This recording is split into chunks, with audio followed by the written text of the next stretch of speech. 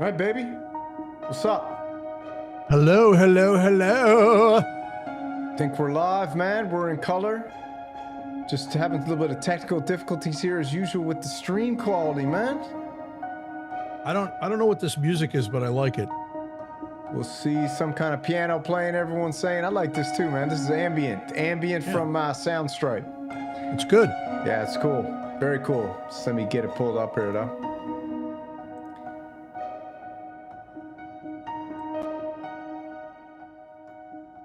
So what's up, bro? Not much, man. You know? Shut that down for now. I'm gonna call you out on this now. What? Saying that my Rev 2 is ugly. Bro, that Rev 2 is so ugly, man. I don't know if I've seen an uglier synth than that, to be honest with you. And here we go. Here we go. It's just this is why it's called a synth fighter, right? Yeah, it's got no beauty to it, brother. It's got no beauty to it. Oh my God, it's gorgeous. It's got beautiful red lights. It's got an OLED screen. You've got really nice knobs and the way that the texture of them, and it's a beautiful synth. The beautiful wood sides. I mean, the wood sides are nice, but they're saying my frame rate's all whack-a-dackle. Hold on now, let's check the chat out here. Let's see here. We get the stream going. I don't know what frame rate. What's frame rate 3 FPS mean? 3? Yeah, what's that mean? That's only 3 frames per second. Yeah, that can't be that good, is it? Hold on, let me switch this up. Hold on. It should be like see if we can get this going on the fly. Should be faster than that. Yeah. I think my freaking computer's all jacked up. Do they measure frame rates per minute? We'll see here. We'll see. Can you do 60 frames per second or choppy as the North Atlantic? That's what someone's saying. Should I do 60 frames? I don't know. Let me mess around for a second. I mean, you got it up to what? Oh, I think it's going good there now because I'm looking over on the sidelines. Looks like it's a little better. We'll give it a second for everyone to catch up because we're in the future. I think I got it. Sounds okay. It's good now. Yeah, I think we're good now. You sure? Yeah, it's good. We'll see. We'll see what they say. 3 frames per second is better than 1. Jesus, that's horrible, dude. Yeah, we'll see, man. Now you're good mostly. All right, so we're good for the minute. I might have too much stuff on the go opened up in the windows, but we'll figure it out as we go. No big deal. It's better now. All right, so what you got some problem? You got to address something with me? I do. Yeah, what? You started ragging on the Rev 2 saying it was ugly. Dude, it's a beautiful synthesizer. It's beautifully laid out. Rev 2 is all right, what's beautiful about it? Tell me what's beautiful about it then. Oh, it's got a beautiful black matte finish and it's got beautiful red lights, beautiful OLED screen. You've got nice wood cheeks, wood side cheeks. Just the way it's laid out, it looks really nice. Can you play it in the dark? Yeah. I don't know. I want to see a video with that. Okay. I don't know, bro. Listen, man, that's like... Listen, there's 3 ugly things in the synthesizer world. 1 is the red MPC, 2 is the Rev 2, and the 3rd ugly thing is that absolutely ugly Nord that Hans Volt was playing the other night. You know what I mean? They got to stop making red synthesizers. Nah, the Nord lead is nice, man. Not saying it doesn't sound nice, but dude. No, but it's a good looking. I like the way they design their stuff. It's good looking. Maybe it'll grow on me. I don't know. Sexy. Ah, it ain't sexy, dude. The Jupiter X is sexy. Come on. The Jupiter X is sexy. Yeah, but I don't think you know what? When you come over here, because you are going to be coming over here. Yeah. You're going to be playing the Rev 2 and you're going to drool. I might drool, but listen, I've had lots of women back in the day with that silver tongue, you know, and it's nothing to say they can't sweet talk you, but dude, you turn those lights on, ew, come on. No, it's beautiful. Has it got real wood cheeks? All right, fine. I'll give it a shot, but listen. Yeah, no, the cheeks on this, I don't know what it is though. I'm pretty sure it might be cherry wood. I think they're cherry wood. Hans Volt wants to know when I'm playing in the dark. Dude, I play in the dark all the time. I'm just saying. That's why I need all my synthesizers to be lit up, you know? Yeah, but you gotta have the spaceship lights on, man. Yeah, the Korg drum log is the worst for playing in the dark. Well, that and I'll throw another one at you for playing in the dark. I'm gonna say the donor. Oh, the donor's bad for the dark too. The B1, you can't see anything, any of the text. They did it so it's a gray and black unit, and they did the text in black on a gray background, and you can't see it. It's stupid. You know, I think the donor's ugly, dude. Well, I know. Well, it is ugly. It's I'll give you that. It's really freaking ugly. It's got the sound. But I cheered it up a little bit with some of the colored knobs that I put on there. So yeah, they should make the Nord. They should make that Nord red camo. I agree with Heathcliff. Ooh, that would be cool, actually. You know what? How come no one's making no camo synths? Dude, a camo red. Dude, yeah, camo. I have a PlayStation. I have a PlayStation controller that's camo red. It's sick. Bro, you're the kind of guy who wears red camo pants. Me? Yeah. No, bro, I dress all in black. Yeah, dude, you're Blanca, but you dress in black. My Jeep is black. Yeah. It's blackout edition. My closet looks like there's nothing in it because it's just black. Bro, you get along with Hans Volt. I was talking to Hans Volt the other day about sneakers, and he told me he only wears hot tops. That's it. I was like, dude, you got to get a pair of these 808 Roland. Those are cool. Dude. Have you ever seen the other ones they made? I don't know if they were Reeboks or no, they were Adidas. They made the Roland ones or Adidas, the original ones. Man, screw Adidas. Well, that's what I'm wearing. You got Adidas on?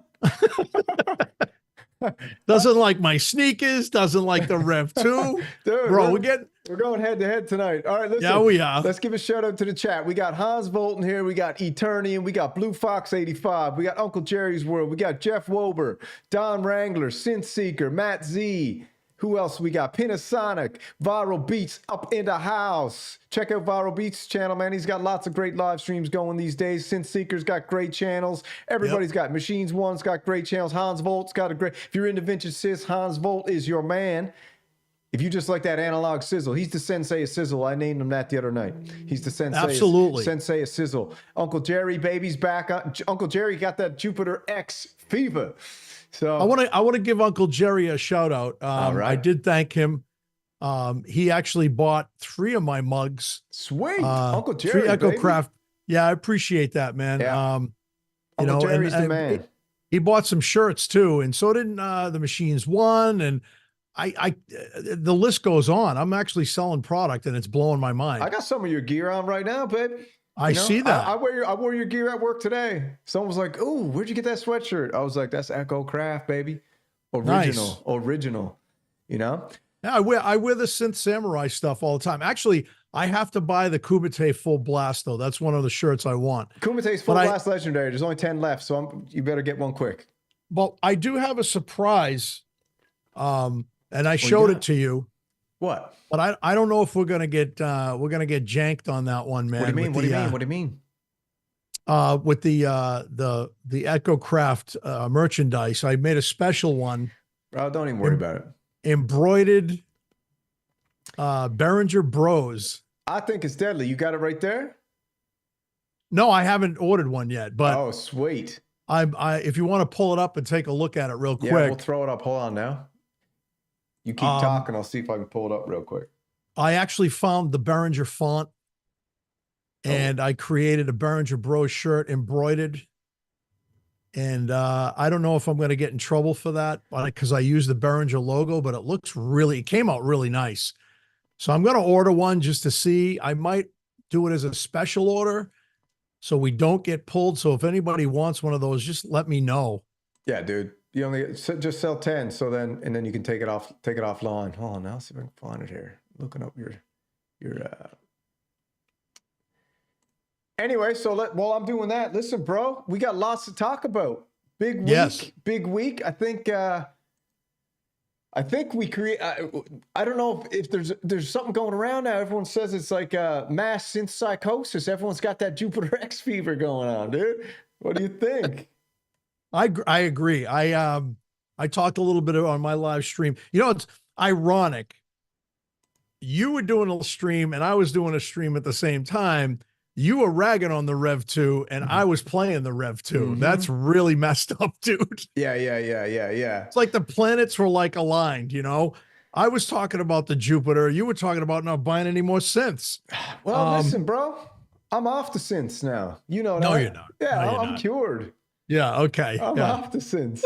If we jump over right here, this is what Echo was just talking about. It's very cool. He's got a couple shirts in here. He's got an epic Synth Mafia shirt. And then this is the one we're talking about here is this one's cool, man.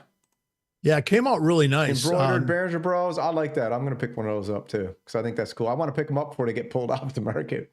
Well, I'm afraid. I actually want to send one to Behringer. Yeah, send two. Send one to Patch Dog. I got his address. And one to Uli. And one to Uli. Send two. But I don't know what size Uli is. He looks pretty tall. He's a big dude, man. Yeah, he's a very big dude. All right. Yeah, so let's I just thought I'd throw that out there. Let's get down to business. So I have something to ask you. Yeah. Today you said that you were done, right? Yeah. But the first topic that we have to discuss is gas. Oh yeah, gas radar right off the charts. Yes, sir. So you have. Oh, by the way, I just I want to make sure that there it is, kids. Ain't no free synths coming this way. Hey, listen, man, if you ain't going to claim the name, we're going to claim it. How about that? That's right. If you're going to pretend you're not, then we are going to say we are. We're the Synth Mafia now, baby, all right? That's right. We're taking the Synth over. Mafia. This family's taking over. That's right. We're the Synth Mafia now. We gave you a chance to claim the name, and you guys poo-pooed it. So now we're the Synth Mafia. But you can lead the Synth Mafia. I'm leading the Synth Renegades. I think they, well, I'm Italian, so there you go. Yeah. You lead the Synth Mafia. I'm leading the Synth. I got the biker gang. You got the dudes in suits. All right, cool? Yeah, let's do it. All right, cool? All right, man. You pick your teams. I'll pick mine. Then we'll go head to head. All right, but. Gas radar. Why don't you start, man? Because I think I made that video today, and I think I might be out of the game, man. I might be out of the game. Well, it's really ironic, the videos that we both made. And this is the honest to God's truth, guys. I didn't know what Samurai was doing. Yeah.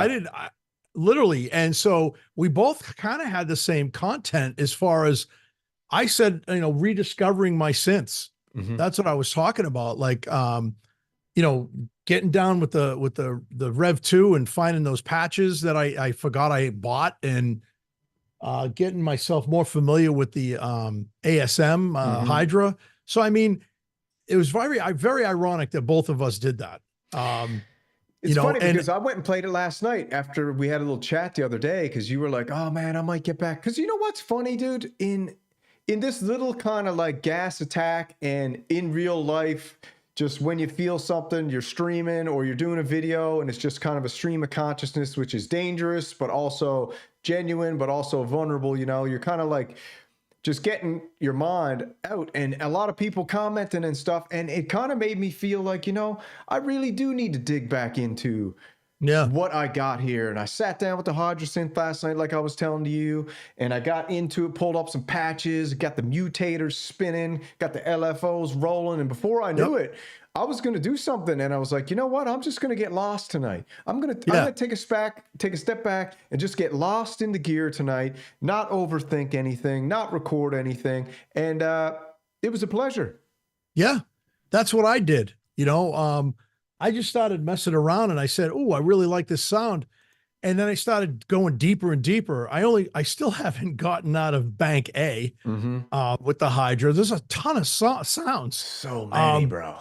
So then I found one that I was messing with, and then I went over to the Rev 2 and I was messing with that. And I said, geez, I want to see where the Hydra lives within an analog situation. Okay.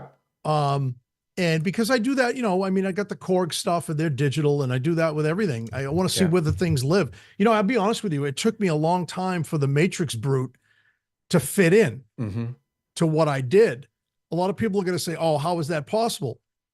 The Brute is a very, what are you doing? I was just showing the shirt, man. Keep going. The Matrix Brute is a very different synthesizer, and I learned how to fit that analog synth into what I do. Interesting. So I did the same thing as you. I sat there with the Hydra and I just got lost in it. I didn't record anything. And then I said, you know what? I said I was going to do a live show today, or I was going to record something, you know, and then edit it and all that stuff. And I said, screw it. I'm just going to go live. And that's what I did, you know? And then afterwards I went right back into messing around with the Hydra, you know? So, I mean, I think rediscovering your gear is very important. Do I have gas for the Jupiter X? Yeah, it's really weird. I forgot about that synthesizer. Well, I played it at NAMM 2020 and it blew me away. And then I was looking at the XM because I was like, well, it's less money, it's smaller, but it's really not that. I mean, it's what, 1,600? Is that how much it is, or 1,700? For the Jupiter X? XM. The Jupiter XM is cheap. I think it's like, I mean, to me, that's still a little bit expensive for that size, but for that size, but that's what they got going on. And it was like one of the first synths to come out with a lot of features like that, just a crap screen. Yeah. And I, so that's why I said, if I did, cause you know, I'm being totally honest with you, man. And the rest of the folks in the chat is, I was really planning on buying the Muse. Me too. I really was. Someday. Well, I was just going to charge it. I'm getting it, bro. I'm getting the Muse. I don't care what anyone says. Someday. No, dude, I had to give up half of my It's your fault. Car today, bro. Hey, let me remind you real quick. Check this out. The power of the Roland Zen Core Jupiter X, made last year after a 3.0 upgrade. I checked it out by MD Music. Just listen to this for a real quick sec.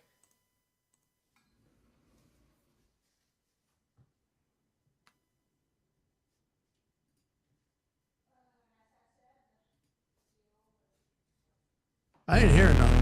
Oh.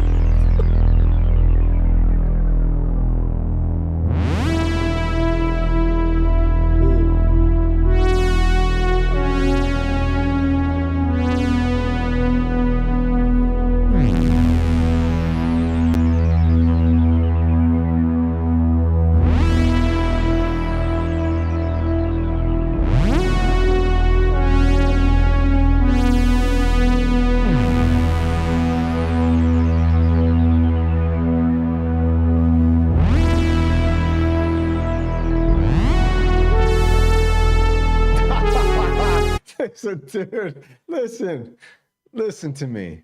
No Muse, bro.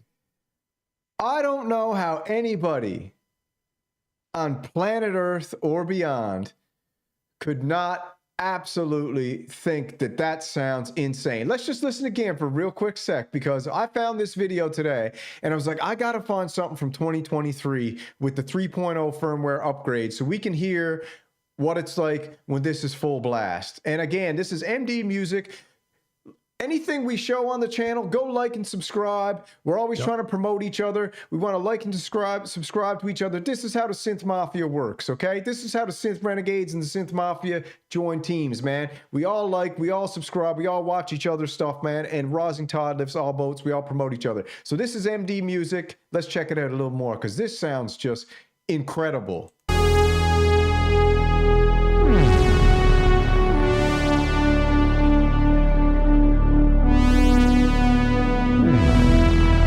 Blade Runner music right there, dude.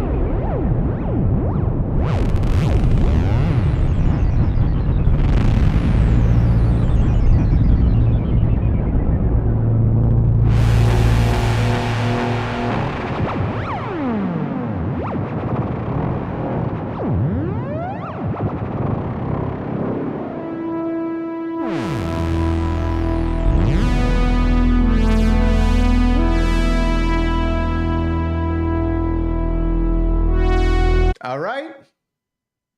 Sold. Okay. Any questions? Sold, bought, and paid for. Any questions? No, sir. I mean, I could be mistaken, dude. I don't know what made me get this Jupiter X vibe I had going the other day. I don't know what feeling I got. I don't know where it came from, but I was like, something came over me. And that's when I went and checked out Jim Daniker's video where he said, "Is this a VST in a box?" And you know what? So it's a VST in a box. Or no, you know what? Not. It's not a VST in a box. It's a VST inside a keyboard. It's probably one of the most powerful synthesizer computers ever invented. Put inside a keyboard with every function you can possibly want on it. It's amazing. No, Zencore is it's an operating system though. It's not a VST, dude. You can't. Listen, I've got VSTs. They sound good. Mm-hmm. They don't sound like that. That's wild. You know? I know old Hansy baby don't like the Jupiter X, but I think, Hans, this is like, you know what, man? I think you might like the Jupiter X if you had it, though. Because you played it live, and what do you think? There was a couple of people in the phone call show I did the other day called in, and they were like, I just don't connect with this like I do analog, which is a fair statement, I think, because I do feel something when I play the mono poly, which is my main analog synth. It does have warmth. It's got something. I don't know what it is, but also, dude, when I play the Hydra 2 or the Mini Freak, they're all different. All got something, and I don't know. Like someone says it in the comments every blue moon. They're like, "Man, it's up to you what you like." You know. Well, it is. Yeah, I mean that's how it is. But here's the thing. Yeah. And the thing is, my wife said to me one time, and I'm going to use this as an example. She said, another synth. What do you, isn't it sound like the last one that you had? Mm-hmm. Right? Oh, doesn't it sound like the same? Isn't it the same thing that you already have? Mm-hmm. That kind of thing. And I said, no, they're all different. They all have unique characters. Mm-hmm. It's like a car. You've got a Ferrari and you've got a 1968 Chevelle, mm-hmm. right? They're both beautiful cars. Mm-hmm. One is vintage. One is, let's say a brand new Ferrari, mm-hmm. right? They're both gorgeous. They both have their own little traits.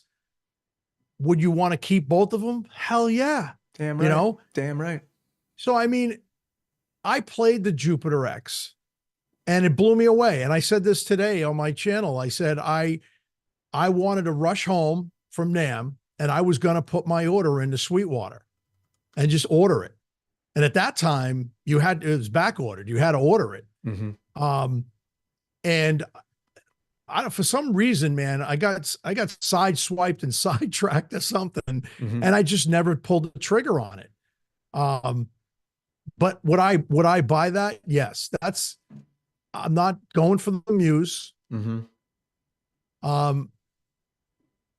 My track record with Moog, and I love Moog, don't get me wrong, and I was hurrahing the Moog all the way, man, right? Dude, someone's like, there's 10 pounds of reverb slattered on that, oh, yeah. Who cares? But the reverb's coming from the synth, right? Right. And the reverb's coming from the Roland engine in the synth. Like, what are you going to, like, listen, are you seriously going to just play analog with no effects ever? We all know that the big daddies use the plugins for effects in their DAWs. That's fine and dandy, or outboard gear, whatever you want. But the Jupiter X has amazing built-in effects engine. It's got Roland effects are great. Yeah. No, and that's who cares? Yeah. Also, another thing in a comment, brother. Someone was like, with the new 3.0 firmware, you can have the Juno in the Jupiter now. You can't have the Jupiter in the Juno. I don't think. Correct me if I'm wrong, but you can have the Juno in the Jupiter due to the double oscillator upgrade. Yes. Right. So, and that was the other thing. Like I looked at the Juno. Mm-hmm. What's a Juno X? Is that what it's called? Juno X series. The X series. And I liked the way it looked because it reminded me of my 106. Mm-hmm. I mean, it looks just like a 106 minus, plus a screen. It's got another screen on it. And that was, like you were poo-pooing the Rev too. And I'm looking at the Juno. Just the looks, bud. Right. And I'm looking at the Juno X going, wow, I want to buy that just because it looks like a 106. That sometimes is a good way to shop. Yeah, I know. I'm guilty of that a lot of times. I'm guilty of that. No, it happens. And so my thing is, I would rather the Jupiter because of the fact how they married the Zencore operating system and features with the what's the name of it again? The Roland. What, the Zencore? No, the other thing. The Roland was it CMS? ACB. Yeah. Which is basically built into the two drum machines that I have. For analog circuitry behavior. Yeah. Yep. And they married those two with the new upgrade. I'm telling you, number 4 coming. What I've read in the forums today, the 4.0 upgrade for the Jupiter X, apparently, speculatively, is going to marry the ACB technology within the Zencore and complete the whole idea that they wanted from the beginning, right? Because the Zencore was a better platform for them, but everybody kept saying, the System 8 is so much more Roland. It's got so much more. And we talked about today, the System 8 plug and play is genius. You know they're going to come out with a MIDI controller, with MPE, polyphonic aftertouch, which is basically going to be a revamped System 8 that's going to be fully integratable with all the synths. Because the System 8, although the Green Monster, I love the color. Some people don't like it, but... I like the System 8. And I told you this earlier. The whole plug out, idea was just amazing. You know, because because of my 2 drum machines, I have, I'm a member of the Roland Cloud. And, when you go on there, it's just lists of every single synthesizer they ever made. It's insane. You know what I mean? So being able to do that, to tap into that. Now, I said this to you earlier. I said, that reminds me of like Behringer. I don't poo-poo me, everybody, about cloning. Now, that's what Roland did. They cloned themselves, basically. Yeah, they clone themselves like Eminem. Yeah, right? And they put themselves out there and said, hey, this is what we're doing now. Because not for nothing, it's definitely futuristic. You can download, if you have the System 8, you can download a Juno 60 right into that. Bam, you have a Juno 60. And Hans Volt's probably saying it's not a Juno 60. I don't know if you sound like that, Hans. I don't think you do. I watched you in an interview. But anyway, that's just the voice. That's just the voice. It's like when I mimic my wife, I always say she really doesn't sound like that, but in my head she does. But anyway, no, I just think that I think the Jupiter, other people said, oh, you should just get a Phantom. A lot of people say the Phantom. The Phantom to me is ugly like the Rev 2. That's my problem with the Phantom. I like the idea of the Phantom. A lot of people were like, Samurai, check out the Phantom, check out the Phantom, check out the Phantom. I checked out the Phantom. I got to tell you, I just don't like the look of it. You can go to Guitar Center and check out a Phantom. Yeah, we're gonna go to the Guitar Center soon, man, and check out a bunch of stuff. But hopefully next week, dude. Yeah, hopefully next week. So here's a good segue. So we're gonna cover a little more Jupiter X. I want to show one more video about the X Arpeggio because I use the Roy Jones Jr. saying from one of the greatest rap songs of all time. Y'all must have forgot. Okay, y'all must have forgot the Jupiter X. We all know that Roland's marketing team sucks. All right. Roland's marketing team sucks. Korg's marketing team sucks. They got the one dude with the glasses who's always on Andertons. I can't remember his name. He's absolutely amazing. He's the main guy. Luke's absolutely fantastic. And I met Luke. Luke's cool. There's no better combo than him and Jack. Right? They're the best together. They have such a good time. But outside of that, the rest of Korg is a joke when it comes to marketing. Roland's a joke. They come out with stuff and then poof, it's gone. Well, I wonder, where's Arlen been? Is he not working for them anymore? I don't know. He was great. I met him too. Arlen might be in this video that I'm going to show. He does awesome demos, man. He's super talented and a super nice guy as well. He follows me on Instagram. It's so weird. Dude, Hans says, likes his synths like women, pretty and nothing upstairs. Yeah, you could be right. You could be right. All right, so let's jump over here. So we're going to cover the Jupiter X for a little bit. Then we're going to move on to the Moog Muse. We got a couple other things. We didn't even hit the gas radar, but I guess the gas radar for us at the moment is Jupiter X. Is the Jupiter X? I really would like it, man. And there's one reason coming up, which is the X Arpeggio, which I think is super cool. But let's check this out for a sec, because I want to show you this and everyone else. So we jump right over here to Synthopia. And Roland's Future Design Lab aims to design the future of music creation. This is kind of what we were just talking about. Everybody freaks out about subscription models, like I said in the video earlier today, but everybody subscribes to everything. A lot of times, this is my opinion, you can tell me, because you've been in the synthesizer game for a long time. A lot of people in chat have been in the game for a long time.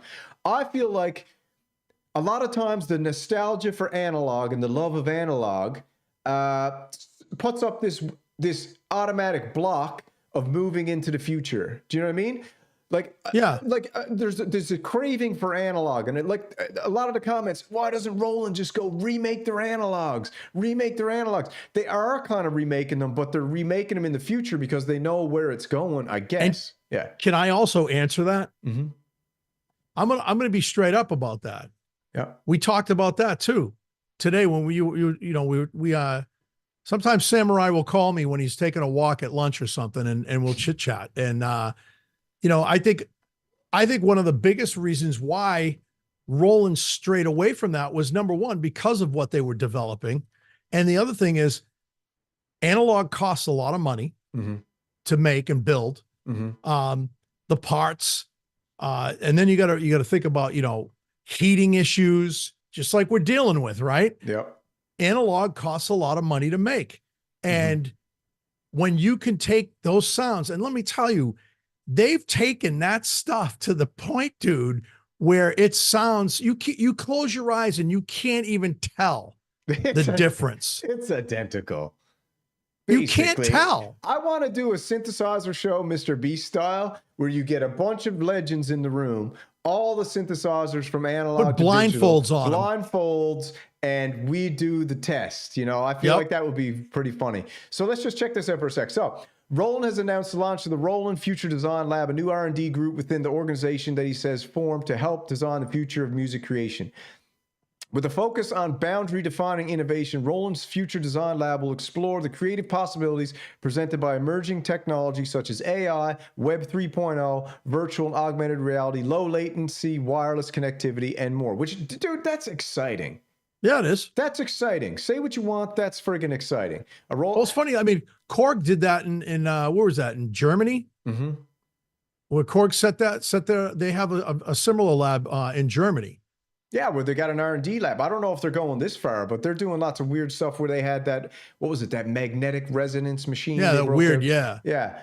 So we entered one of the most exciting dynamic moments in history of creativity where many new technologies are reshaping how we compose, produce, perform, blah, blah, blah. Roland's mantra, we design the future, has been guided by our approach by company values. So we design the future. The CEO says we don't chase analog ghosts. And like you were telling me today when we were talking, Behringer's doing analog. Sequential's doing analog. Moog's still doing analog. Oberheim's doing analog. Novation's doing hybrids. PWM are doing hybrids. So you got this like beautiful, absolutely amazing UDO palette of choices. UDO, you got the what is it, the FPGA, FGPA chips coming out, or not coming out, but everyone's using now in the synthesizers where they can constantly be like whipping upgrades in these things like crazy. And those prices are all up here. They're all up there. And then you got the technology coming in with the keyboards like Arturia is doing with the full touch keyboards, the MP technology from Osmos. So it's super, super exciting. And analog is amazing, but I think I need to, like I was telling you earlier, I'm taking my mantle of leader of the Behringer Bros, and I'm now assuming the co-leader with Machines One of the DigiDogs. All right. I'm into the digital now. I think I'm going full digital from here on out, minus the Muse and the PolyBrute 12, which I do want to get. Well, I'm not gonna be an advocate for any synthesizer company anymore. So, what do you mean? Well, because it's you pulled the Jupiter X out of a hat. Like I completely forgot about that synthesizer, dude. Mm-hmm. Like when I saw that video and I went, holy shit! I'm going, why is he looking at this? And then I played it and I went, oh man, I remember this synthesizer, and they're still building it. It's still considered one of their flagships. I'm like, yeah, dude, And immediately I went Muse.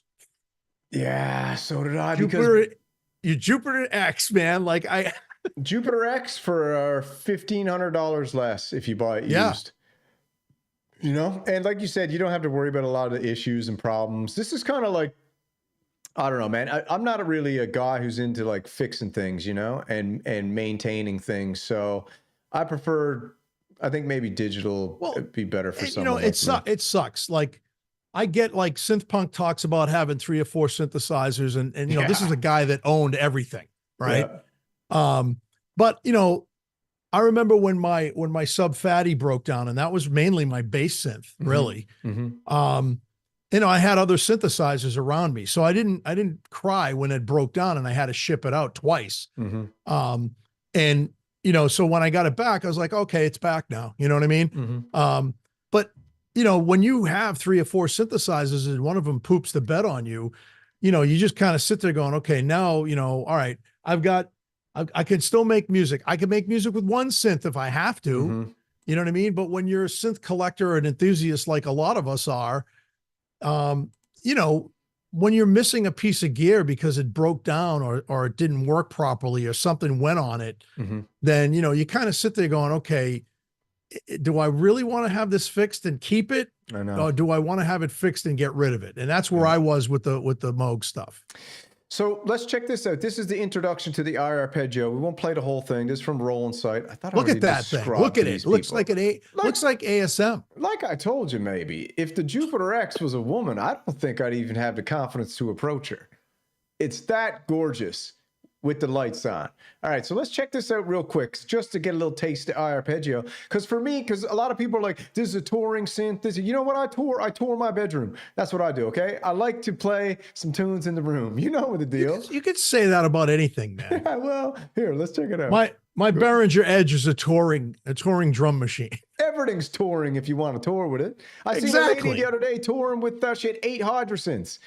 She had a Hydra Deluxe. Wow. She had a 49 key Hydra. She had 5, what do you call it? 5 desktop Hydras, dude. And it was nuts. I'll send you the video. That's cool. All right, check this out. Maybe this is your boy. Hi guys, Scott Barry here. And in this video, we're going to go over the beginnings of the X Arpeggio. Nice beard. All right, so let's get to it. Up in the top here, you've got type and rhythm. So the type is going to refer to the arpeggiation, and we have several different to choose from. So let's just go through a couple and you kind of get an idea what it can do.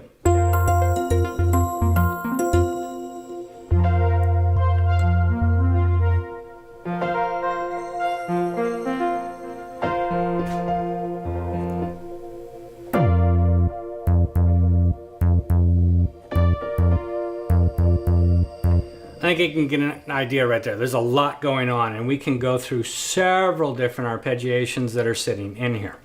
I'm going to reset this real quick.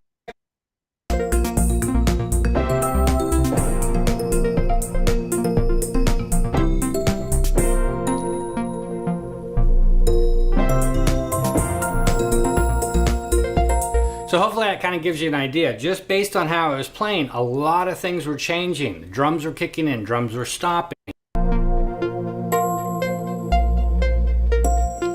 So there's not a rhythm there. So you get the idea. It's not like, I mean, it's kind of like an old school workstation when it comes, you know, you can play you get the drum rhythm going, the bass rhythm, blah, blah, blah, blah, blah. But the beauty about the X Arpeggio and when the scene's set up and everything is it goes with you. Right. The slower you go, everything kind of adjusts with you as you're playing. I think it's interesting. I don't know how good it is. Who knows? But everyone wants to talk about the Labyrinth now, they said. What? All right. So anyways, Jupiter X, take it or leave it. I would love to try it. And I think it's kind of very cool synthesizer that everybody forgot about. And I also think it's a great platform for the future. That's what I think. Well, it's coming back. Yeah, it's coming back. It's back. It's back. And if they, like you said, when they come out with the 4.0, yep, you know, that's huge. Whenever, you know, whenever a synth company doesn't just do an update, and when they, you know, they do an update, I should say, that changes things on the synth entirely. That's cool stuff, man. You know what I mean? I think so too. I just, like I said, it's a behemoth. It's the size of the Muse.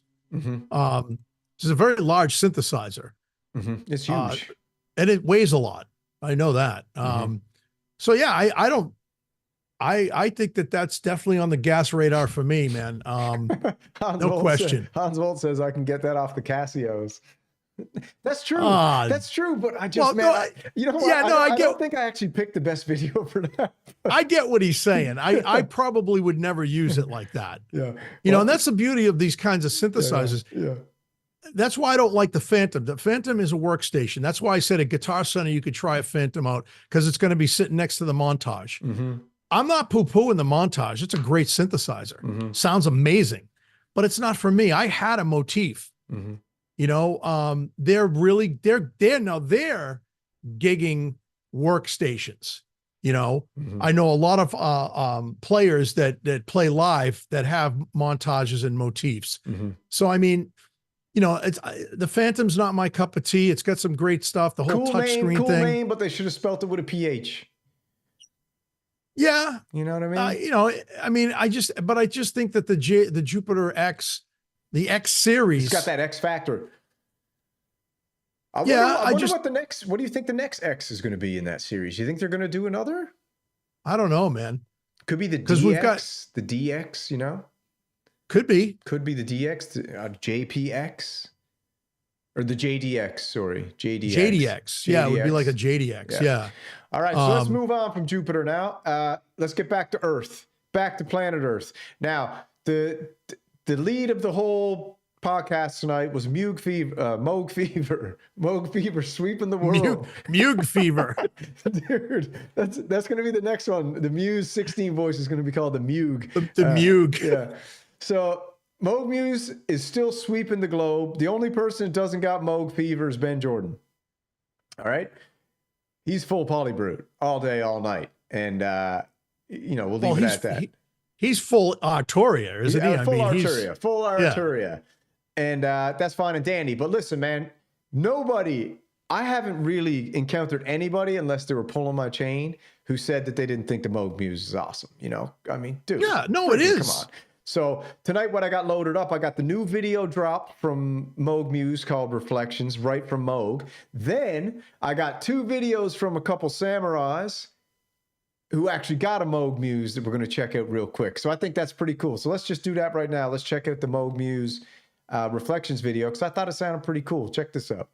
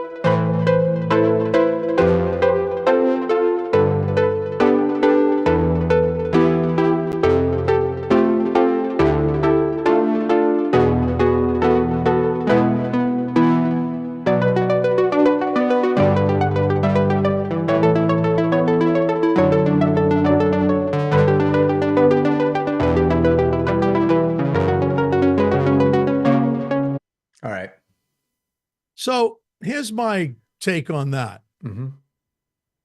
Great player, by the way. Sounds good. Guy can play. But that's a Moog Muse. It's Moog Muse. Why are we tinkling the ivories like it's a DX7? I think the tickle the ivories idea is, I think what they're doing with this reflection series is they're giving you a breath of the playing styles that the Moog Muse can accommodate. You know, we did the Lisa Belladonna, but it's good that you did say that, because you know what? A lot of these Moog Muse videos are highly produced, highly edited. We don't know how much compression, how much effects, how much verb, whatever they got going on there. So that's why we pull up these beauties like this. Vic Korftron, one of the samurais, member of the Legend series of the Kumite. This is basically right out of the box, baby. I think it was the first day or two that he had it. And yeah, this was his first one, right? We've been talking to him. He absolutely loves this synthesizer. And this is this is like what we call this in the series that we got going. This is a Moog Muse in the wild. Let's just check this out. There you go.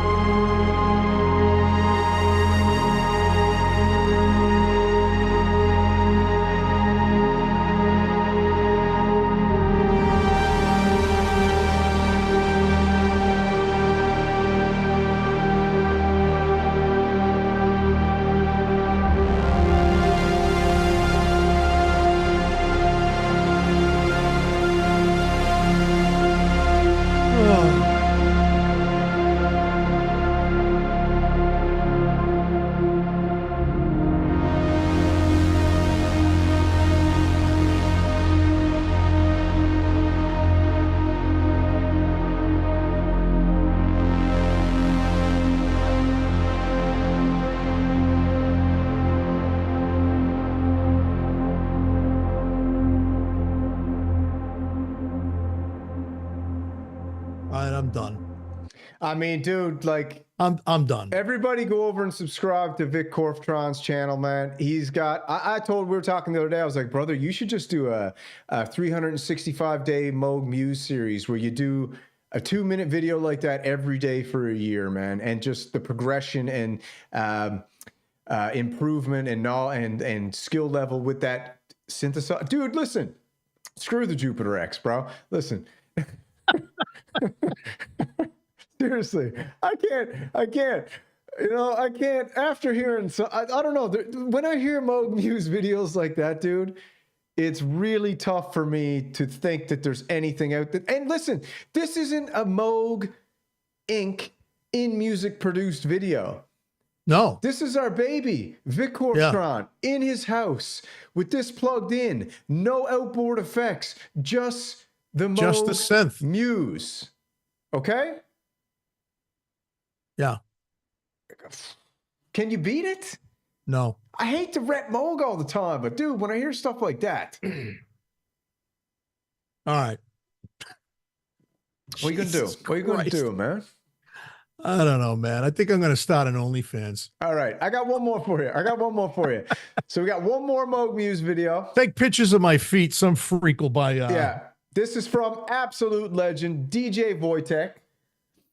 Beautifully enough, he sent me an email earlier today because I was like, dude, when you get that Moog Muse show up at your house, send me the friggin' video because I want to hear it. And as you can see, he's got the mini Moog up on the top deck, Moog Muse on the bottom deck, and he got that Nord on the left, that Hans Volt special over there on the left, Hans Volt Synth Seeker special. All right, let's listen to this real quick for a sec. I don't see it. What do you mean you don't see it? See what? I don't see the video. What? Oh, sorry. Had to change scenes. Live TV. All right, here we go. Oh, that's pretty. That's nice.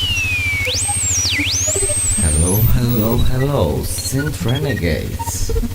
Welcome to the spaceship.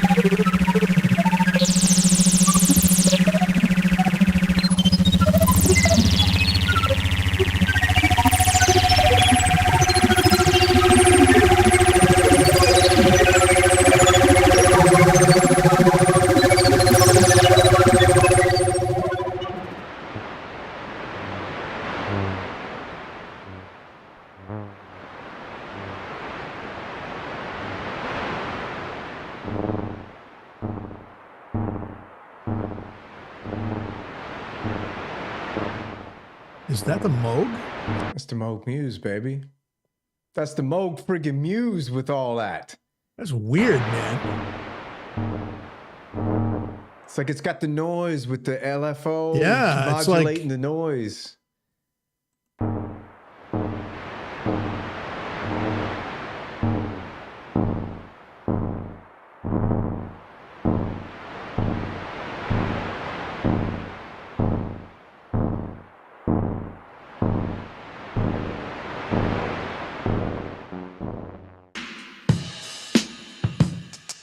But anyways, everyone go check out his video. That's DJ Wojtek. I just wanted to give you a different taste of the things you can do with that. And he does a lot of cool stuff in this video. I watched it earlier.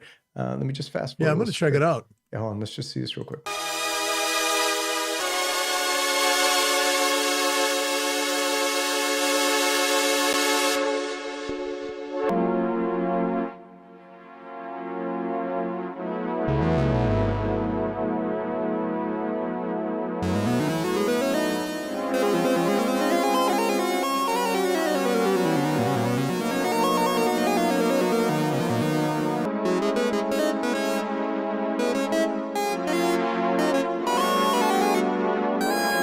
Man's a player. Oh, yeah, he's amazing. Go check him out. DJ Wojtek. Go like and subscribe. Check him out.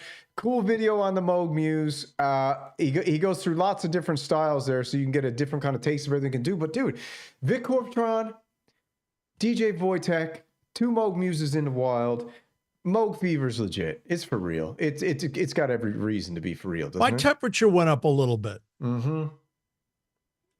But I want you to play me. I want you to do one thing for me. Yeah, sure, man. Play that Jupiter X video that you played, that you sent me. Which one did I send you? Let's see. Hold on. Yeah, just send it back, because it's hard to tell, man. When you go and jump to the Moog Muse like that, it's really, really. I mean, is that the analog sizzle that everybody talks about, you know? Is that analog sizzle? Do you know what I mean? That's the thing. Where is it? Who was it by and what did it sound like? Wasn't it the Might already have it pulled up somewhere. the Juno, no, it wasn't Mr. Tuna, was it? Was it the one where the guy had the Juno X and the 4 MIDI controllers plugged into it? Yeah. Glenn Maines is his name. Let me see if I can find it real quick. Glenn Maines. Juno X. You're talking about the Juno, right? Not the Jupiter? Correct. All right, hold on. Juno, Glenn Maines. Yeah, this is pretty cool. And I think also this here, hold on, I'm going to get deodorant ladied. Let this ad play through. But I think you can also do this with the Juno X. Hold on now. Stream gone choppy for a minute. Yeah, Short right tutorial. I'm going to show you how I'm using my Juno X as a sort of a master keyboard for lots of USB stuff to make it like. So again, this is Glenn Main's channel. Go over, like, and subscribe to him. Very cool channel. He's got lots of stuff on the Juno X, and the Juno X again has the same capabilities as the Jupiter X in that you can do the same thing he's doing. 4 times the Juno X. Coming up. So I'm back again in my studio after some touring and gigging and summer holiday and everything. I've been away for quite a while. But Great hair, man. People in the synth community got great hair. You know, yourself included. Anyway, I'm back here with another tutorial with the Juno X. And many of you have been asking about, is it possible to hook up more USB keyboards and MIDI stuff and play the sounds in the Juno X? And the answer is very simple, yes, you can. And if you also have, like me, I have some different USB keyboards laying around, and I tried now to hook them up with my Juno X just using a simple USB hub like this. So I connected all those 3 into one hub on the USB on my Juno X, and I also down here, I don't know if you can see it, but down here, yeah, you can use this camera. This one is a Roland pedal, like organ pedals. It's really cool because you can also, of course, assign this to any MIDI channel on the Juno X. So what I've done now, I have a pad sound on channel number 1, MIDI channel 1, which also is on this keyboard and also on this. So I have the deep bass down here on this one. So you see what's going on down there? I don't know if everyone can see it, but he's got basically one of those Roland foot pedals that people use on the Toros back in the day, right? So he's controlling the bass with his feet down there. And then he's got it midied out on 4 channels, so 4 Roland synths in one. That's so cool. And together with the bass, I can also play my pads here. So all the sounds are coming from the Juno X MIDI channel 1 right now. And the sound is, I'm gonna see what sound it is. It's from the Juno 106. It's called a PMW crawler. Okay, the next sound is this one. This is MIDI channel 2 and 5. The thing is that this Akai MPK Mini, this is only the Mark II version, but anyway, you can split to have the keyboard playing one channel and the pads playing another channel, MIDI channel. So on my pads, I have assigned something to MIDI channel 2, which is a synth bass from the Juno 106. Hold on, bro. Everyone's saying the stream's getting DDoSed by the European branch of the Synth Mafia. Hold on. Yeah, and I just actually lost the hold on, let me the go screen back. with you and I on it. I think it's That's back weird. over here on this other side. Hold on. Set your video encoder fast next screen. I don't know what the video encoder even means. What the heck's a video encoder? Someone please tell me. It should be your frames per second. What do they want? 60 frames per second? Let me see if I can switch this up. Hold on. But here. Samurai, I actually lost the screen with you and I on it in OBS. Really? Yeah, like all I have is just me and you right now, and the OBS screen is gone. Oh, hold on now. Let me see if I can switch this up real quick. Technical difficulties. Yeah, so what are they saying? Do what? Switch it to what?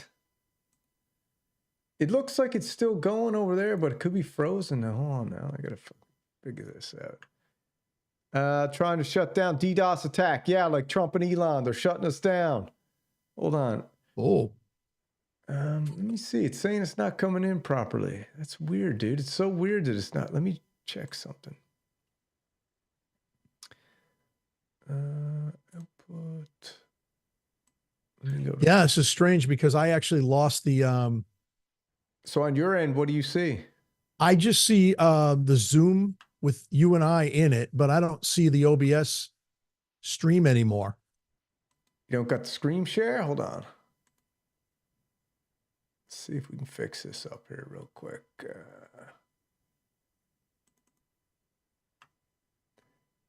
What do you All right, see? now I got it. You got it there now? Yeah.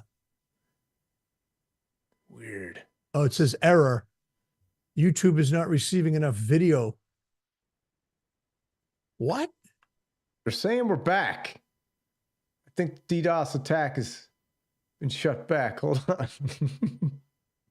What are they talking? It is at 30 FPS. This is the problem. Hold on. Let me try something. Output 3000. I'm at 30 FPS. This is so weird. It makes no sense. It's already rolling, right? So I can't really, I don't think I can do anything when it's already rolling, you know. Let's try this. See if that works. Might not. So I don't got you in the, I got you there. Hold on now. Need the chat. Yeah,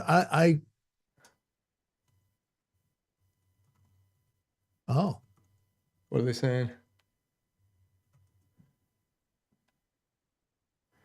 The frames are a bit shaky. I don't know what that means, man. I can't figure it out here, to be honest. It's like so weird.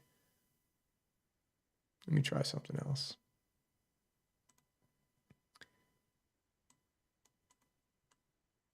Let's try. Yeah, this is really weird. I literally don't have, it says restore chat. But I don't have no control over that. That's all you. Are you seeing anything on the screen for YouTube? I see it says YouTube. Yeah, I'm seeing you moving around, but it says you're viewing Synth Samurai screen. Okay, so you're sharing your screen with me. What but do you I don't see? Because it's gone. It was gone. It's okay, a bit sluggish. Looks like it's back a little better there now. I think we're good. I think we're good. But I still don't have.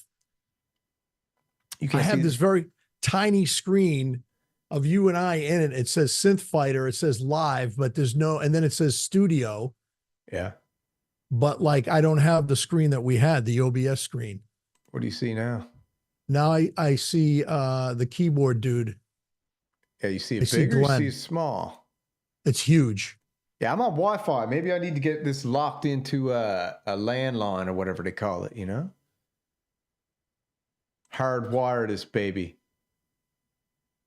I mean, hardwire is the way to go. I mean, it's. You got your stuff hardwired? No, I'm on Wi-Fi. Yeah, I think it's looking good on the other end here now. It's looking good. Anyways, Eternian says we're fine. Let's just roll, man. We're rolling. You can hear us. All right. Well, I can't see whatever you're going to play anyway, so. But you can see me. I think we're done with the videos anyway.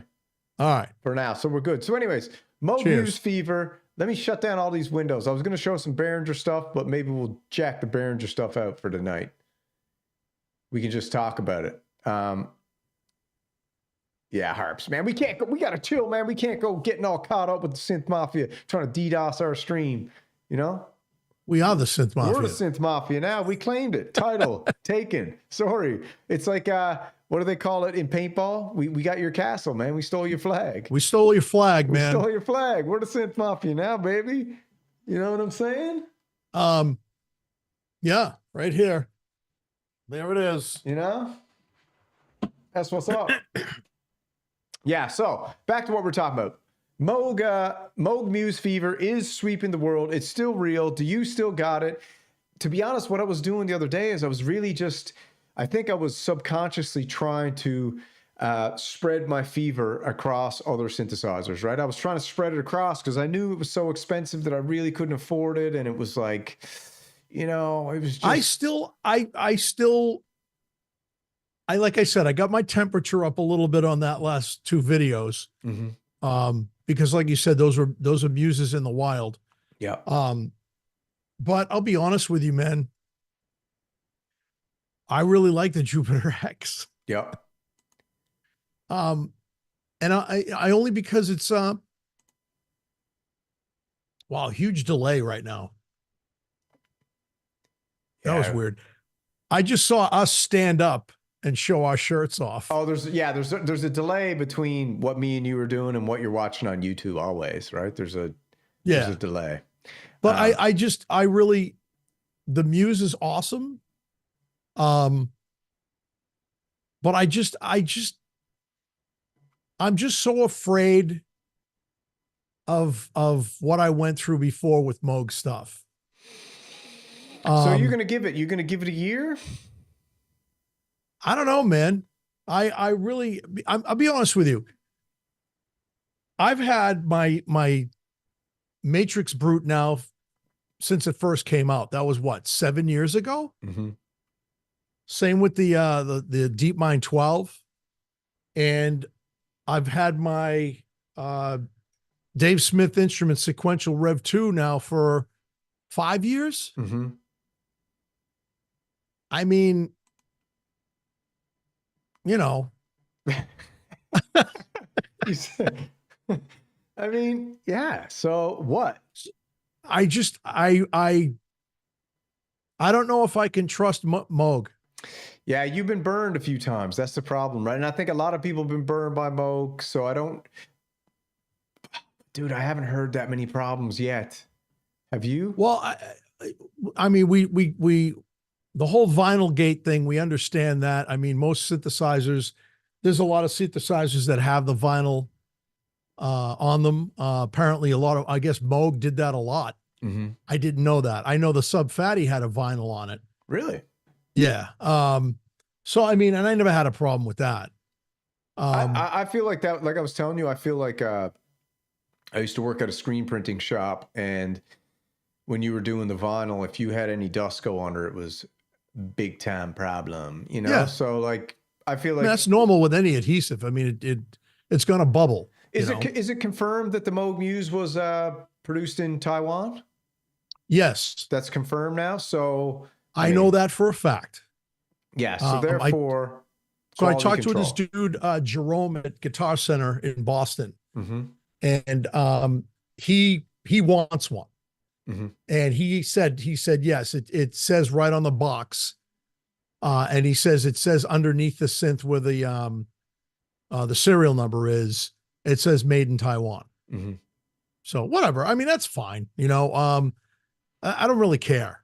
I mean, I'm using a China synth, dude. The whole thing's made in China. You know what I mean? So do you think the hype is real? About what? The Moog Muse? No, I think the Moog Muse is amazing. I think that there's a lot of, things that go on with I don't know if forget what was the guy that we were watching, and he said that he had some problems with the deck being, vinyl, and there was bubbling here and there. And then we had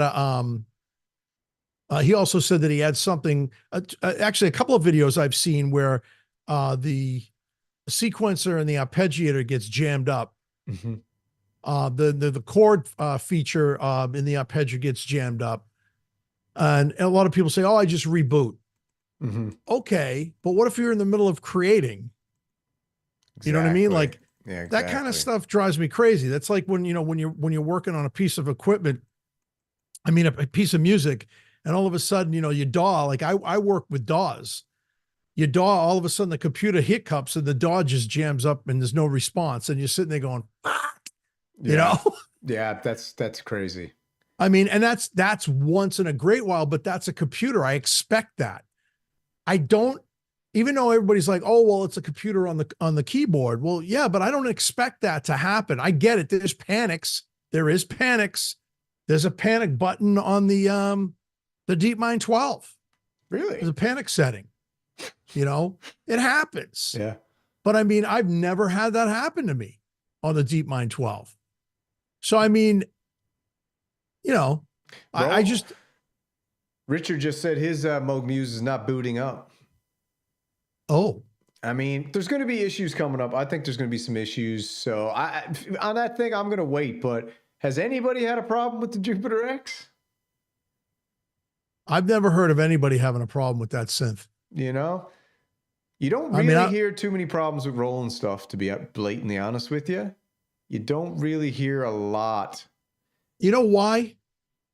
Even though a lot of Roland stuff is made in China now and it's not made in Japan, mm-hmm. Their quality control is off the chain, dude. Like they're Japanese. They're all about honor and royal and respect and their stuff's off the chain when it comes to quality control. Bro, rumor is they still have a Honda Civic, the first Honda Civic ever made, that they put on basically a car treadmill that's been running nonstop since the day they made it.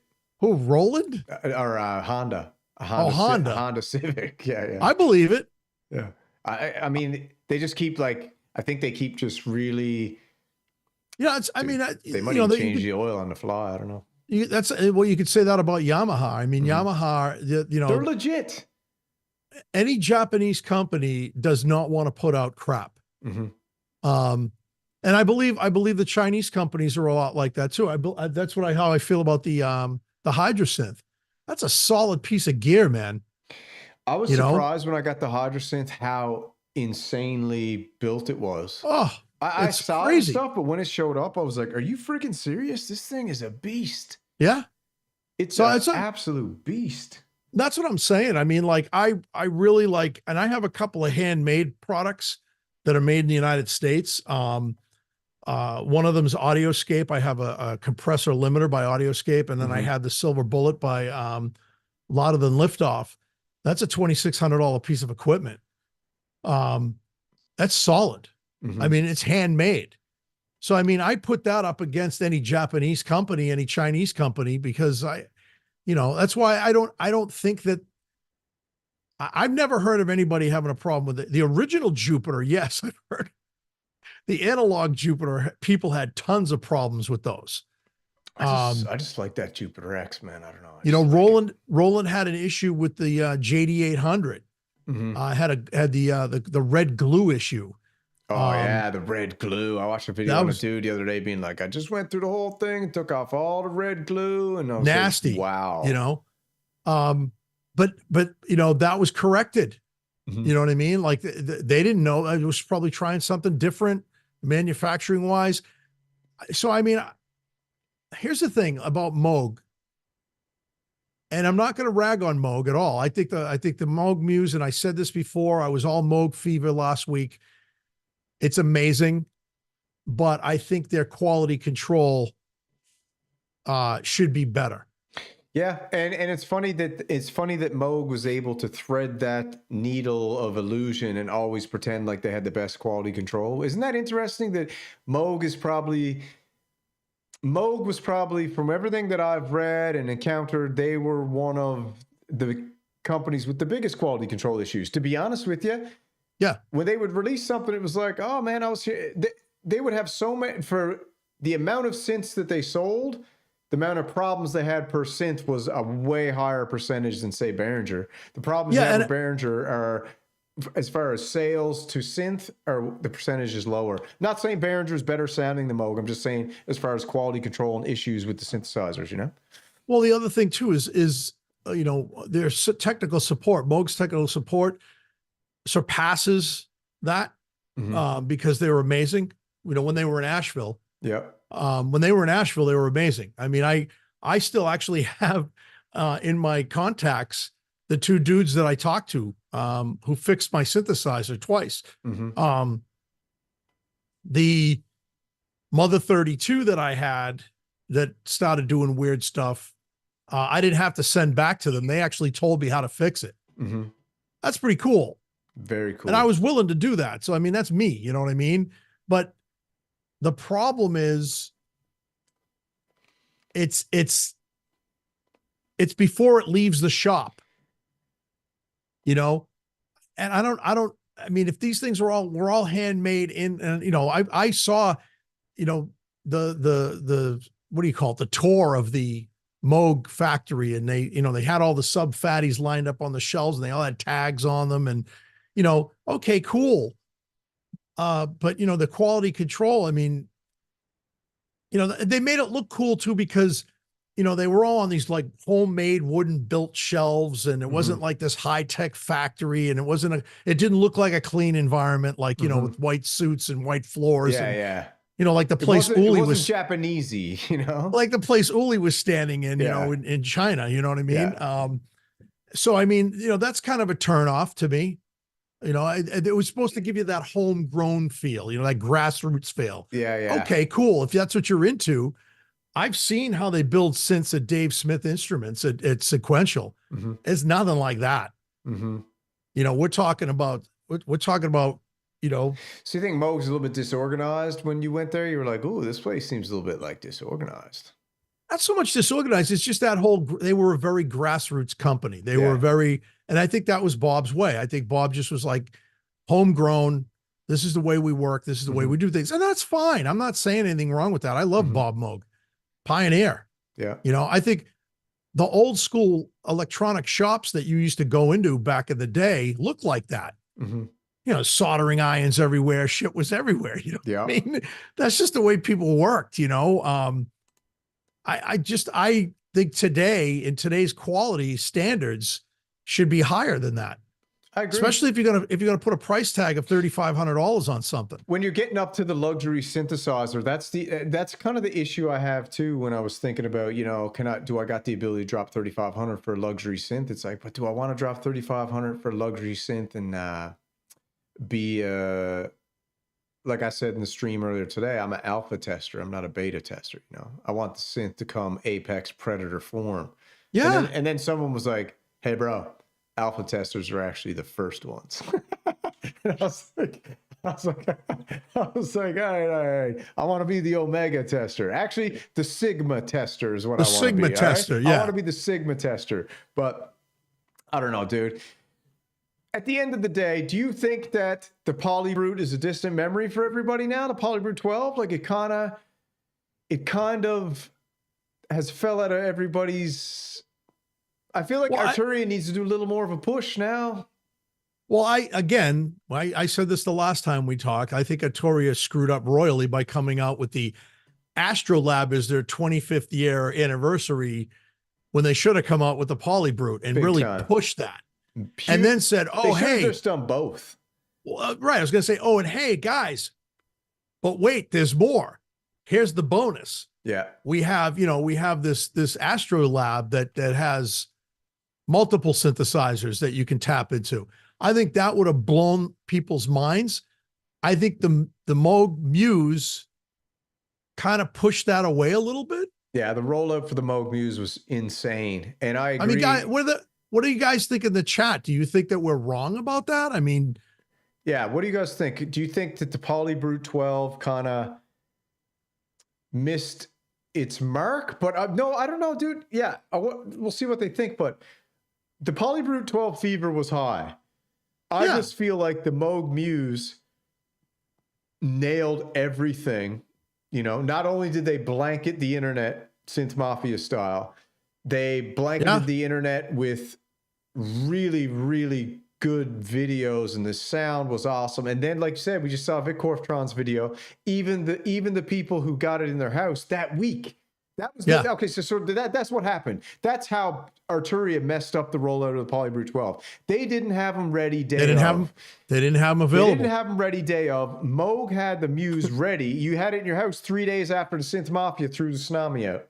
Dude, we were doing the countdown. We gotta call them something else now. They're not the Synth Mafia anymore. We're the Synth Mafia. What are we gonna call them? What are we gonna call them? I don't know, man. I think we call them the Synth Illuminati. That's a little bit better, right? The Illuminati. Yeah, the Synth Illuminati. All right. Synth Illuminati is better. We're the Synth Mafia. But the thing is we did a countdown. Remember, it was like, how many are left? 5 are left. Yeah. 3 are left. Dude. Like while we were on the show, they were selling them. Yeah. Crazy. You know? And dude, and I remember, and you know I'm a huge Arturia fan. I love Arturia. And the Mini Freak is one of my favorite synthesizers. And when that 25-year anniversary announcement got made, I think I might have even live streamed it or live streamed the whole thing after. I think you did it after. And I was disappointed that the Astrolab was it. I was expecting, wow, 25-year anniversary is absolutely huge. They're going to come with a new drum machine. They may even come with the new Freak. They may even come with the PolyBrute 12. And when they just came with the Astrolab and it was over, I didn't get it. Wow. I was like, that's surely not over. Maybe they're going to do a day 2. Maybe, you know, I was like, this is not their 25-year anniversary synth, is it? Especially when we had all the leaks of the PolyBrute 12 coming out, right? Well, that's the other thing too. Like I wouldn't, and not for nothing. And you know, you can, and you know, I'm Cream Dream all day. I know. That's what I was going to just say. I wasn't a big fan of the PolyBrute 12. Mm-hmm. And you said, well, but you don't like the color. Yeah, you don't. No, do you? it's not the color. I told you I like black. the. You said it earlier. No, I like the Murmex. I thought the Murmex was cool. Do. That's because you like that fishbone. Well, I mean, I don't care what color a synth is, to be honest with you. As long as it looks good and it plays great and the Rev 2 is not ugly. But anyway, it's bad, dude. So no, it's not. But anyway, I wasn't a big fan of the PolyBrute 12. I'm more of a fan of the PolyBrute, the original 6. Really? I just think that I don't know why. You think it's too much? It's big. It's friggin' big. And it looks like it's bigger than the Muse. Honest to God, I'm going to say this right now, and I hope someone in the chat remembers it and marks it down. When Arturia comes out with the PolyBrute Noir, you are going to gas ECHOKRAFT's going to go, yeah. No. Yeah. Dude, they're going to come out with the PolyBrute Noir with red rubber buttons. That would look pretty dope, actually. Actually, the Cream Dream would look great with like colored buttons and knobs. I like the teal and the brown, dude. I think it would look cool. I like the poo brown, man. Sometimes that's what I'm saying. Like, I don't mind the color of the synth. I just wasn't that. I wasn't that impressed with it. I really think that they should have come out with a hybrid mini Freak, and just called it the Freak, and just been a bigger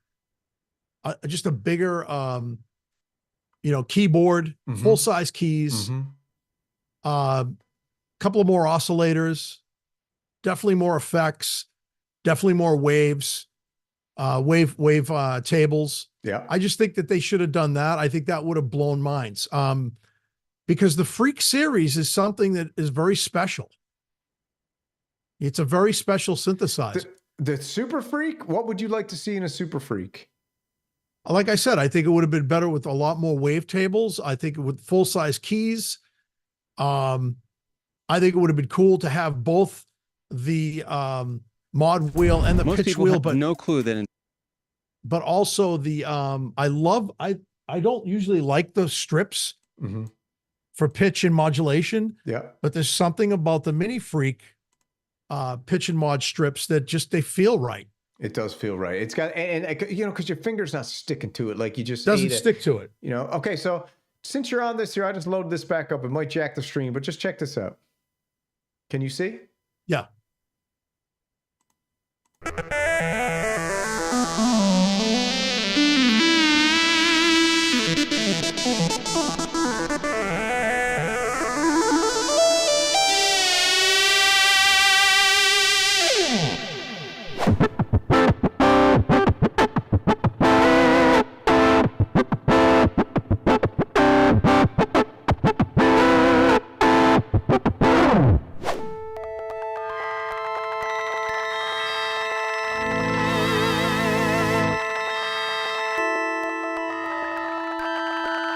Hydra can do that.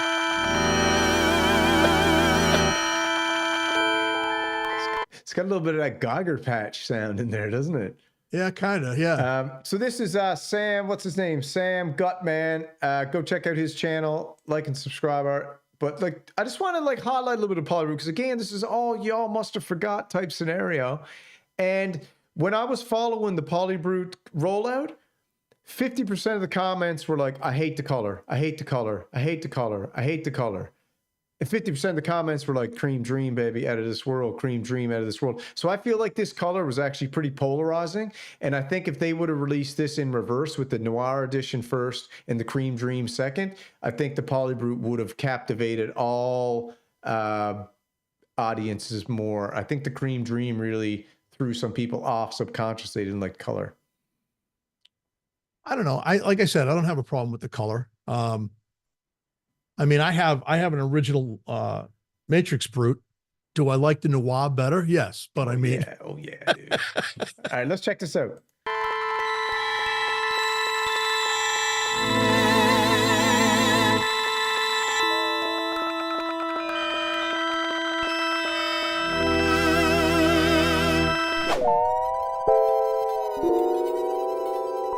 to bells, dude. It reminds me of a DX7.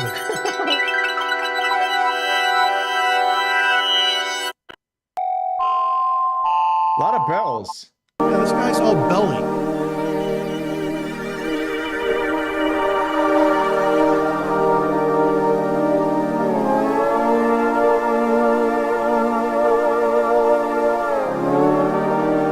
Sounds very digital to me. It's definitely got its own sound, that's for sure. Check out his channel, Sam Gutman. Go like, subscribe, all that jazz. But see, that's what I didn't like about it. It just sounded very digital to me. I think the Poly 6, I just think it sounded better. Poly 6 had more... it had more bite to it, more depth. Interesting. That's interesting. Oh, I mean, I watched a ton of videos on that because I was looking at that synth. I was like, boy, that would look real nice sitting above the Matrix Brute, you know? 6s, right? Is it? That's what they say.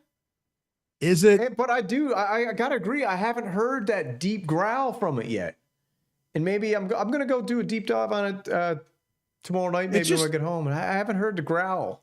It just sounds very digital. And like I said, the Hydra, it reminded me of the Hydra. And here's the thing that always used to bug me. I remember Trent Reznor saying this one time. He says, he used to work in a music store. And he said, everybody was going gaga. He sat down with a mini Moog and he's going to town with it. And all of a sudden the digital age rose and it pushed all of the analog stuff in the background. And he said, all these guys were coming in, trying out the DX7 and the D50 and it's making all these bell sounds and everything. And Trent was like, if you want to make bell sounds, wow, good for you. Like he was just like not having it, dude. Into the bell sounds, huh? And I'm not either. It's like, to me. So you don't like that electric piano, the bells? I love electric piano. I love an EP. I do.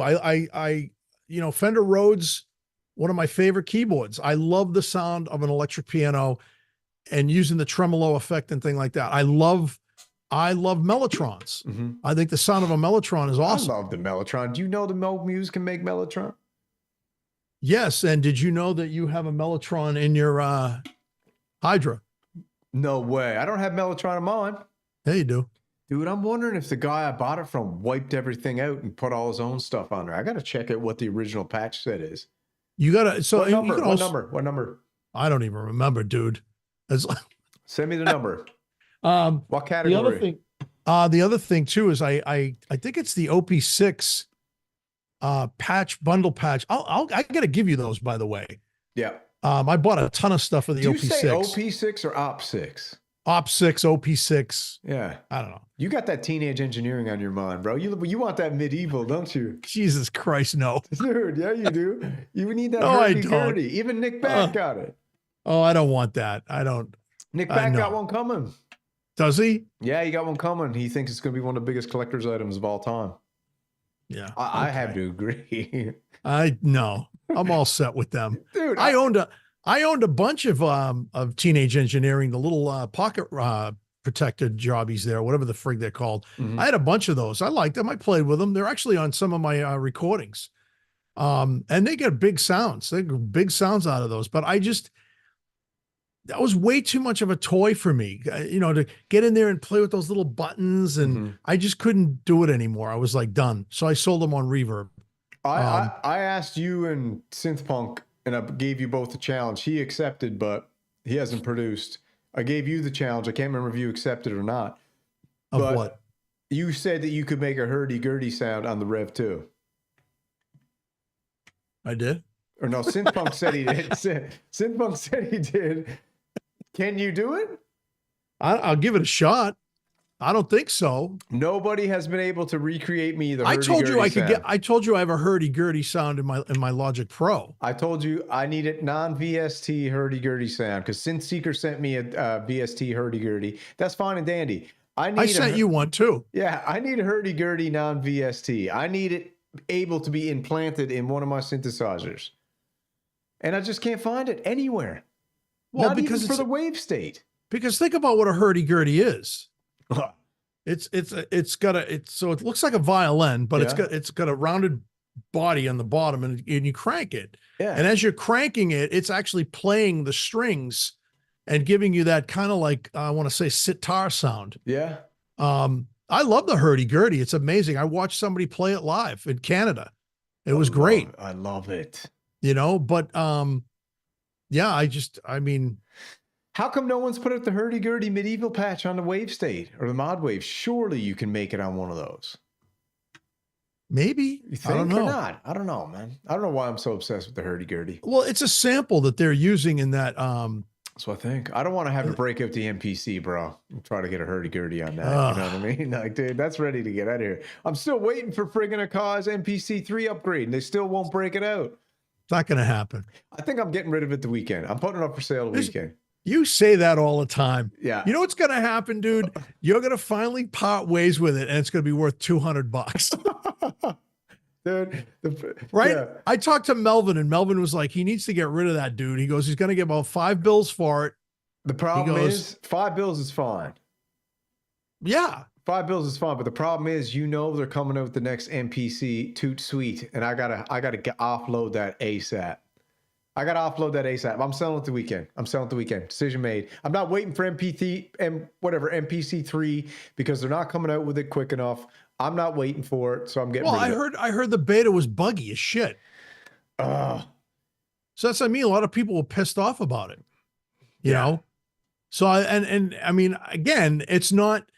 You know, I talk to people all the time, like, and they're like, "Oh, you know, you can implement it in your studio setup," and I'm like, "Come on, man." You know, MPC unless I'm doing hip hop or something like that, it sucks. I can't deal with it, man. I can't. That's like, anybody want a Sonudo? Anybody in the chat? I got two of them. Yeah, give them away. Give them away. I'll give them away if anybody wants one. Do a draw for it next weekend. We'll do a secret riddle. If anyone figures it out, they'll get it. Yeah. All right, we'll do a riddle next weekend. I got two of them. I got the 16. And I've got with the bigger pads, and I've got the one that you have, the the 64 or 32 or whatever the hell it is. Yeah, hold on. Can you talk for a second? I gotta go grab something. Yeah. All right, just I'll be back in one quick sec. Yeah. So if anybody wants one, I can't see the chat anyway, so he can only see it, but I'm willing to get rid of the Soneto pads that I got. I'm not going to use them. I don't do stuff like that.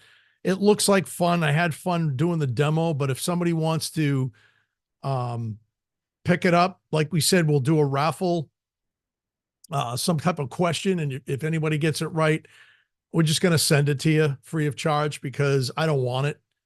And you can't sell them because they're demo models. And I got it for free, and I don't want to sell it anyway because I think one of them was worth $89 and the other one's worth like $69. I'm not going to sell it. I'm just going to, give it to you guys for free. And again, you guys might dig it. You might want to use it. I don't want it. I don't want to deal with it. I have a hard enough time playing keys sometimes. So, but yeah, so anybody else in the chat, feel about the Moog Muse being replaced by a Jupiter X? Anybody? Oh, he's back. Uh-oh. What do we got there, son? This is the Sonicware, bro. I haven't even freaking opened it yet. Oh. I haven't even. You gonna open it right now? Yeah, I might as well open it right now. Have a look at it. All right, an unboxing live. Let me see here. I'm just gonna get a knife for a sec. Yeah, so here it is, man. I haven't even opened it yet. And the reason I haven't opened it yet is because I looked in the manual and I just got annoyed, man. I'm not a manual guy, right? I'm a video manual guy. And I read the manual and I was just like, man, this thing is annoying. So I'm not gonna open it today because I'm already annoyed. And then I went and watched the video manual just to get a grip on it. I was like, oh, geez, this is like, okay, no problem. Easy. So so I watched a couple of videos on it and the couple of dudes that I watched the videos on it were very confused by it. Yeah. So is it difficult? It's like Japanese, right? So it is like weird. Hold on. Samurai needs a blade.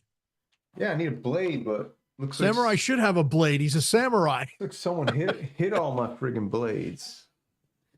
People keep moving stuff around this place, man. All right, so here it is. Don't you hate that? Here. This is the Sonicware. You're going to use a pen? Yeah. All right, Samurai, I'm going to send you a katana, dude. The pen is mightier than the sword, buddy. Oh, listen to that. You know what I mean? Dude, you could. That was pretty good, man. That was good. That was good comeback. Yeah. All right, hold on. We'll get this thing open and then. But like, it's got good sound. I think it's cool synth, and the idea I have to do with it is I'm going to, maybe let me turn this camera off so I can look at this one while we're doing this. Is what you need right here, son. Dude, you know, you want to see the blades I got coming? I think I sent you a picture of it the other day. I'm buying those. Yeah. So this. Oh no. Yeah, dude. Yeah. The OpSec, the black op. I'm getting the red one, dude. You're gonna get the red? No, but I'm getting the black first. I really like the black. I thought it was cool. I was like, yeah, I'm ordering that.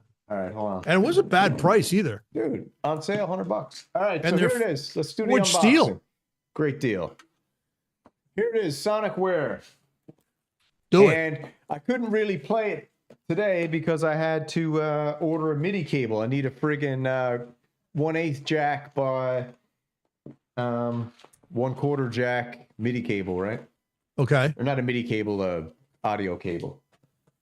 All right, let's do the unboxing together. So I paid the extra. A 1/8 to 1/4 inch. Yeah. It's coming tomorrow. So, anyways, they gave me the plug. I had to pay $25 for the plug, or $20 for the plug. They should have like thrown that in. They should throw the freaking plug in. You know. Move this closer. Hold on. There we go. These cables are great right here. What do you got, Hosa? No, these are remember I told you? Oh, yeah. These are really nice, and they're braided. This is what they look like. Everyone's like, how do I not have a blade, bro? I got blades. They're just been moved out of this studio/wife's office. Why? She doesn't like knives?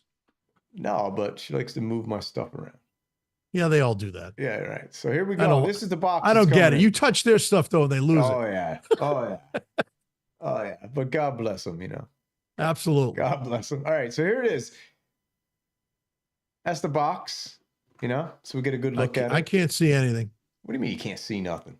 I don't have you up here, man. All I have is the OBS? I don't know what happened to the screen. All right. Well, hopefully everyone else can see it. All right, so we got that opened up here. Let's see. We got this nice little piece of foam. That'll go good, actually, right on top of the Hydrogen. Does it have a so there's a picture on the box and stuff? Yeah. Oh, that's cool. You see it? No. What? Come on, bro. And I can only see a corner of it. And then we got this here little card, I guess. It says thank you, Ambient 0, and dear customer, thank you for purchasing the Live and Ambient 0.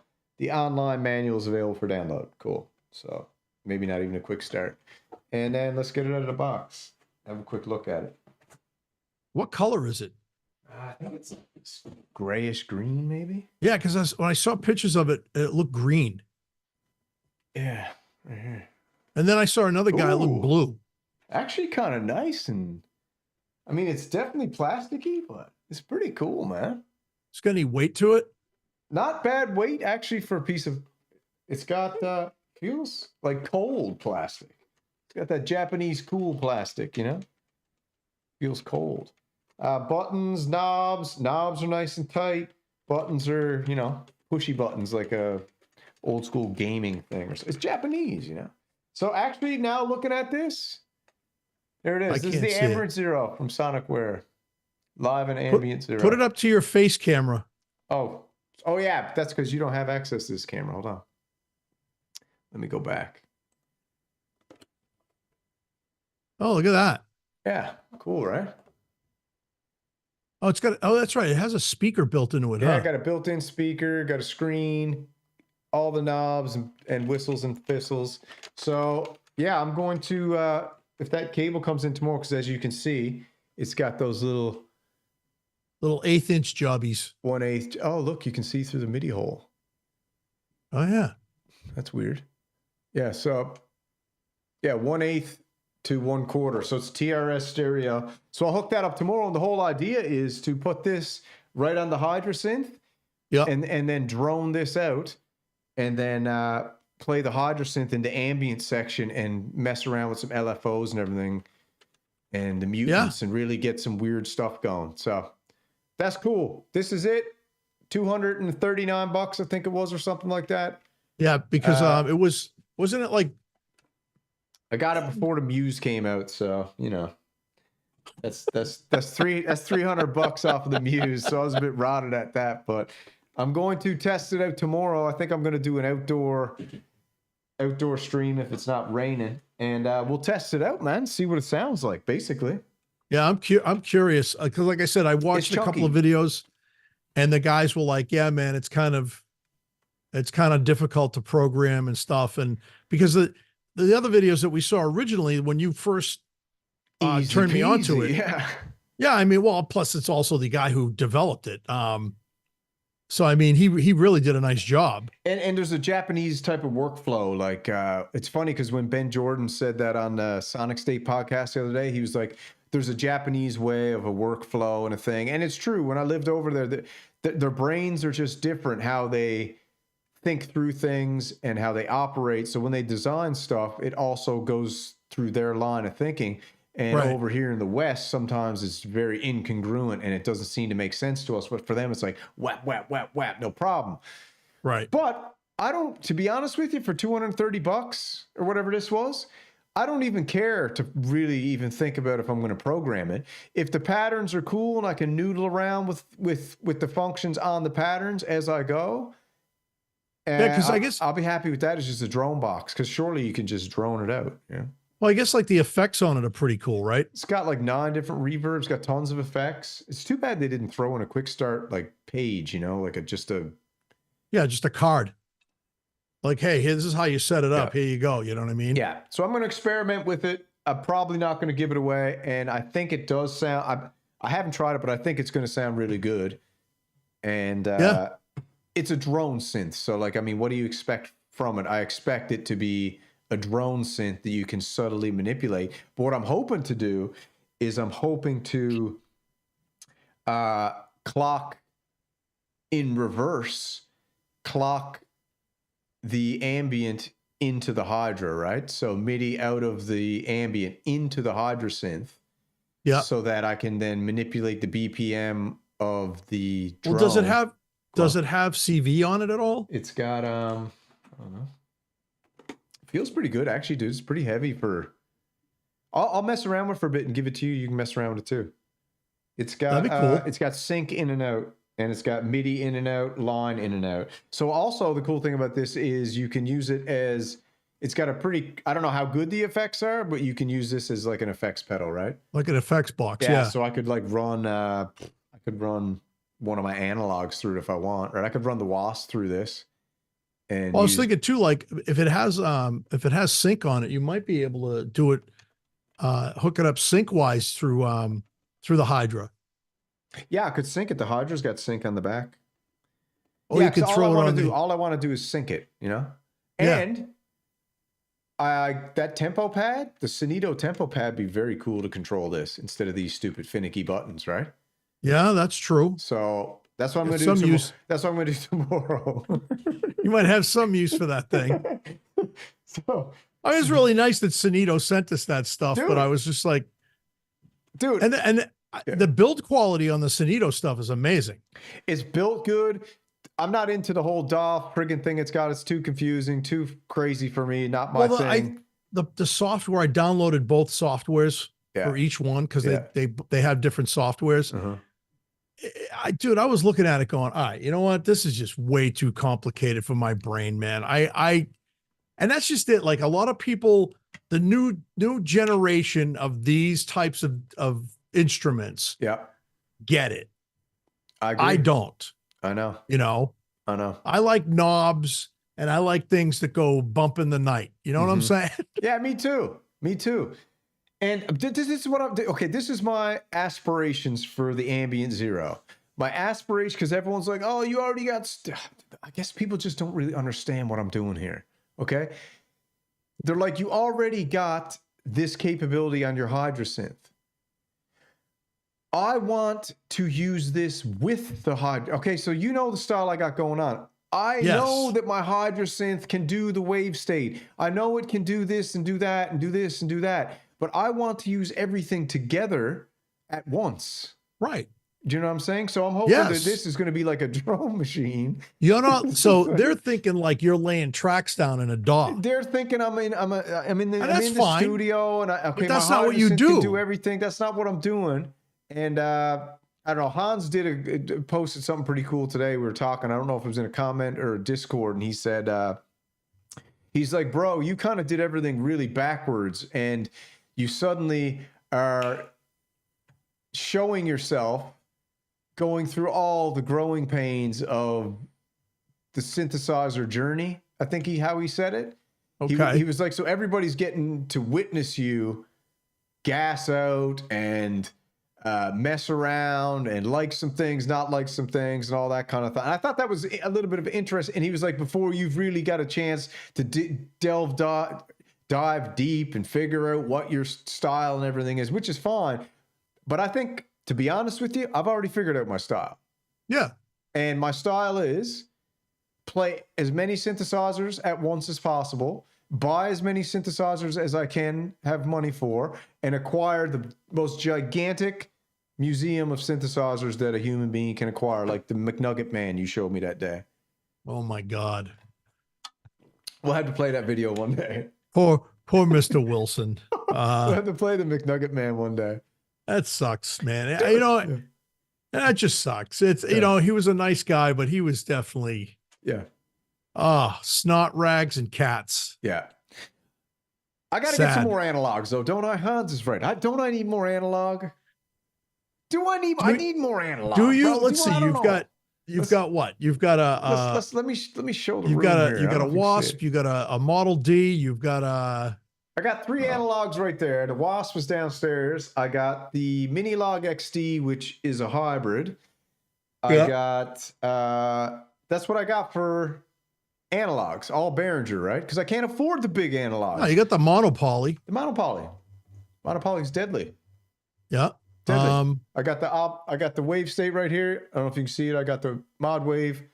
You got the Neutron. Mini Freak, got the Neutron. I got Hydrosynth here. Now I got this little Sonicware beauty right here. I think the Sonicware is going to be extraordinary, dude. Actually, I think you have a pretty good array of different types of synthesizers.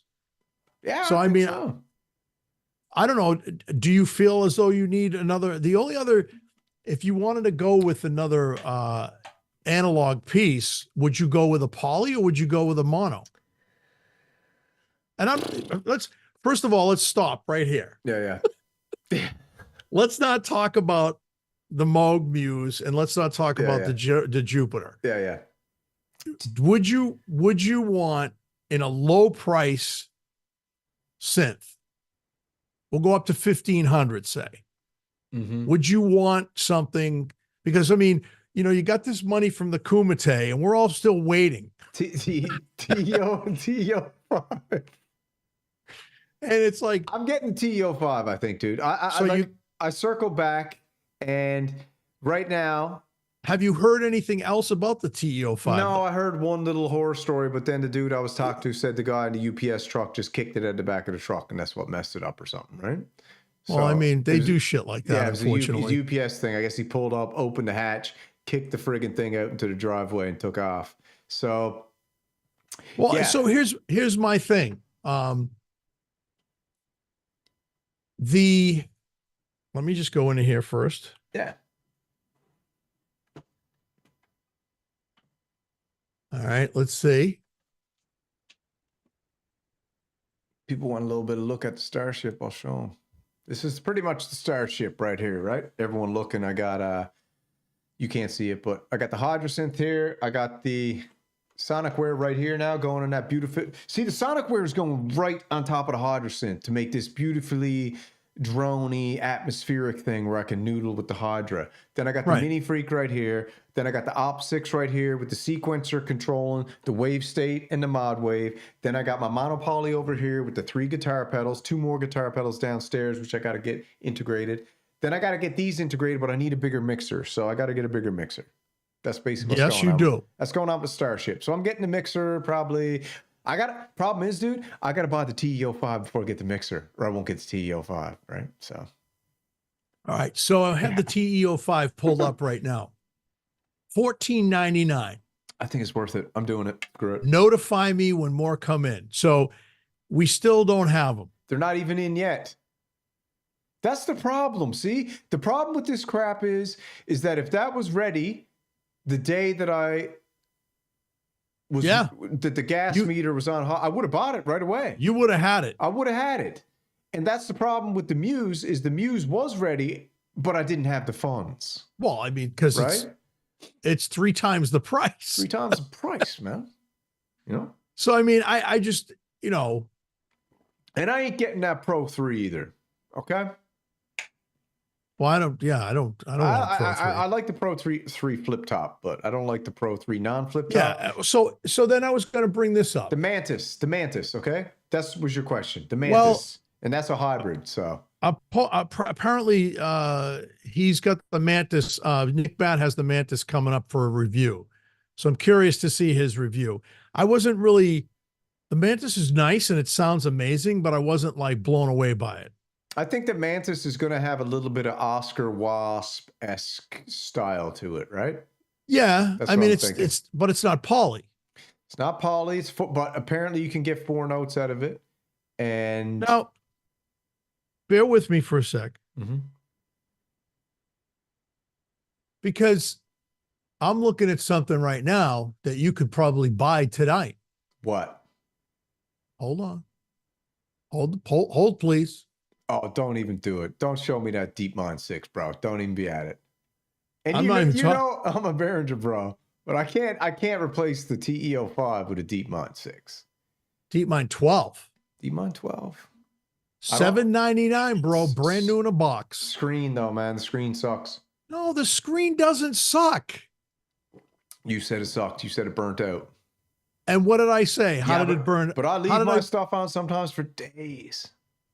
Dude, you would not leave this on as long as I did. I fucked up bad. I really did. I pardon my language, but I come home and I'm like, oh, the screen dimmed. I was like in California, dude, right? I come home and the screen dimmed, and I'm like, go a bit back, and I go to turn it up on the menu, and I'm like, oh, it's not turning up. Yeah, it's dim. Are you serious? How many hours? Oh, it had to be well over 72 hours, dude. I was gone for a week, and I left it on. I forgot to turn it off. Someone said the TE-05 is shipping on Reverb right now. Is it? Check it out. Pull it up. See what you can do. All right, man. I think we got to clue it up here now because the old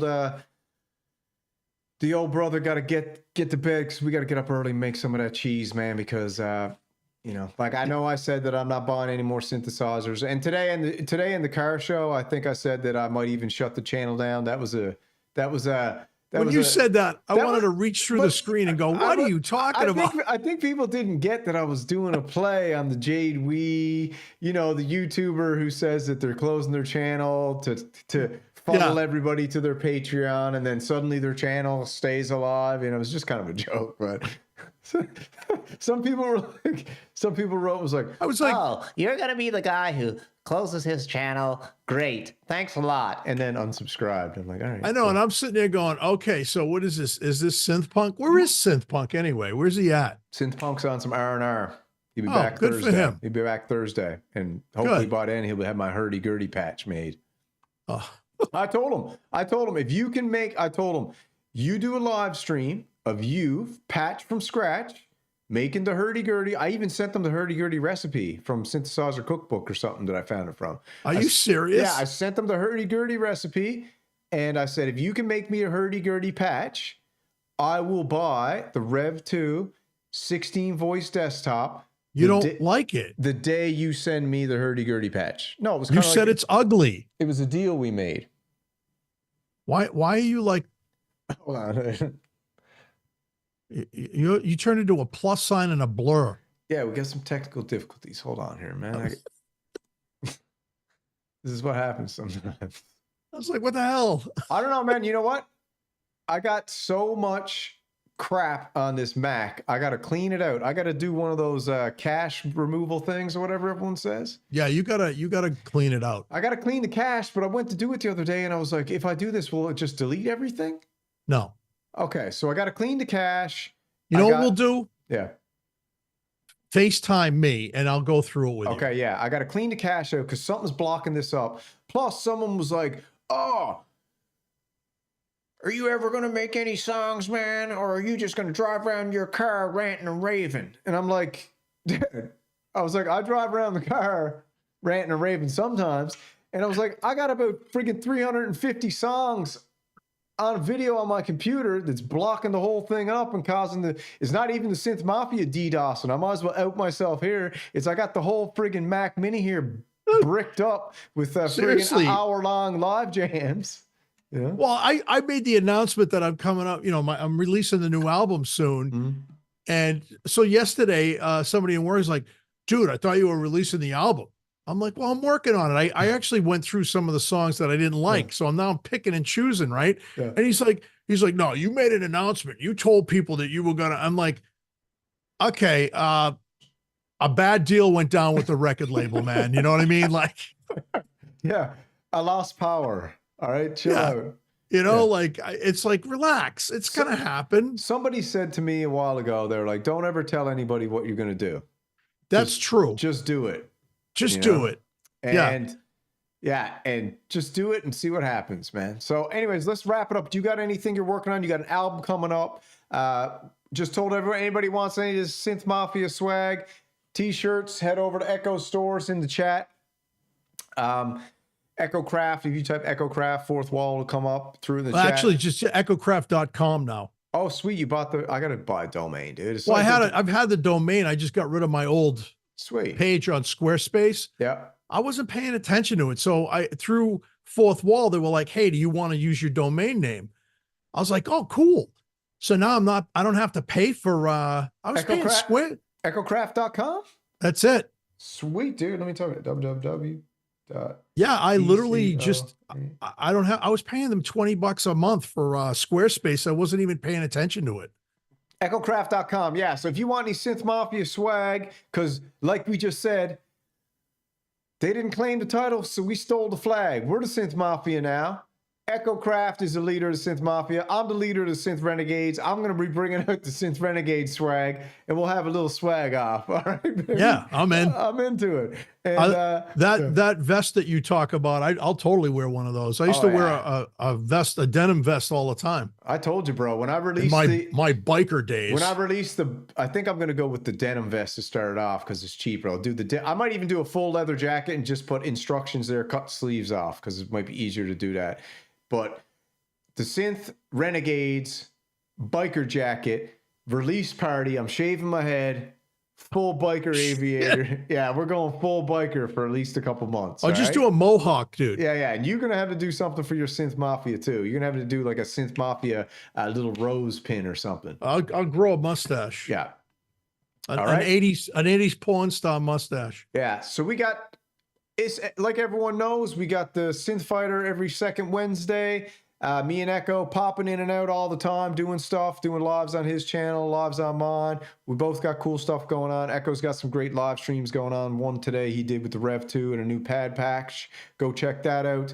And Sunday night, I'm going to do the first episode of the newest, what we call it, the newest show added to the Synthflix empire called Synth Wars, full call-in show. It'll be about 20% just gearing it up, and then we're going to do 80% phone calls. So that's going to be cool. Yeah, call in. Hopefully I'll have everything geared up. We'll see how it goes, man. Maybe I'll get some more people who like to imitate me. That wasn't you? No, dude. I don't know if it was Hayes that called in one night. It was a fake Hayes too, because Hayes called in a couple times too. And also we got oscillators and percolators every Tuesday morning sometimes. Sometimes it might not happen, but most of the time apparently I sound like this, man. How's it going? Hey, this is ECHOKRAFT. Yeah. Okay. So I'm assuming we're going to get some Jerky Boys phone calls too. But yeah, we're going to get the Synth Renegades glasses, the aviators too, all right? Get those going. And everything's good, man. Life is good. And if you want a synthesizer, go get it, man. Just go get it. Get as many as you can. I just want to say, you know, we were going to save this for the last thing, and that was to mention Inky. Yeah, R.I.P. Inky, man. Yeah, man, Inky the cat. You know, she was cool. Again, I mentioned this on Discord and on my channel today, is that I did have little conversations with her off and on. She was super cool. You know, she was from the UK, and it was really nice what they did for her on the Sonic State channel today. Very cool. And it's just really, I said this too earlier, dude. It really moved me. It touched my heart because she was only 52 years old, you know, and it's really, really sad. And you know, like I said, I had a couple of little conversations with her. I you know, one night I know you got to go, but I just got to tell you this. One night I was surfing around on YouTube and I came across this Sunday live jam that she did. And I sat there the whole time and watched. This guy was great. I forget his name. God, I should have remembered his name. And he was amazing. And he was doing some real nice trance and techno. And Inky and I were going back and forth, just chatting, you know, and it's just really a shame. It's a shame. It is a shame.